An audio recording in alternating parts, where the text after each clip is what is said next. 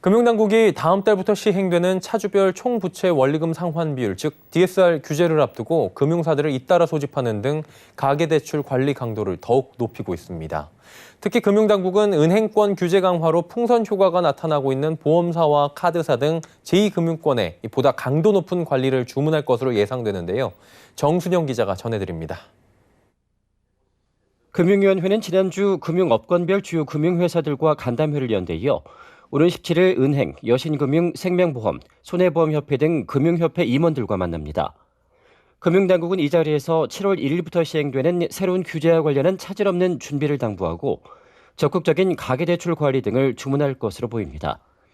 가계부채 관리 방안에 따라 다음 달 1일부터는 전 규제 지역 6억 원 초과주택을 담보로 한 주택담보대출과 1억 원을 초과하는 신용대출에 차주 단위 DSR이 적용됩니다. 서울 아파트 중 약 83.5%, 경기도 아파트 중 약 33.4%에 해당되는 규모입니다.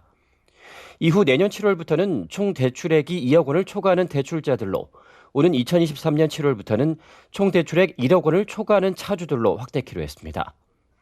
금융위는 이번 관리 방안을 통해 두 자릿수까지 치솟은 가계부채 증가율을 내년까지 코로나19 이전 수준인 4%대로 되돌리겠다는 방침입니다. 하지만 규제 시행을 앞두고 이달 가계대출이 다시 증가세로 전환할 가능성이 높아 금융당국은 금융사들과 협회 측에 한도 축소나 금리 인상 조치를 요구할 것으로 보입니다. 무엇보다 금융당국은 차주 단위 DSR이 60%까지 가능한 제2금융권에서 풍선 효과가 나타나고 있다는 점에 주목하고 보험사 등 제2금융권을 압박할 것으로 예상됩니다. 국내 주요 은행들도 가계대출 증가 속도 조절에 나섰습니다.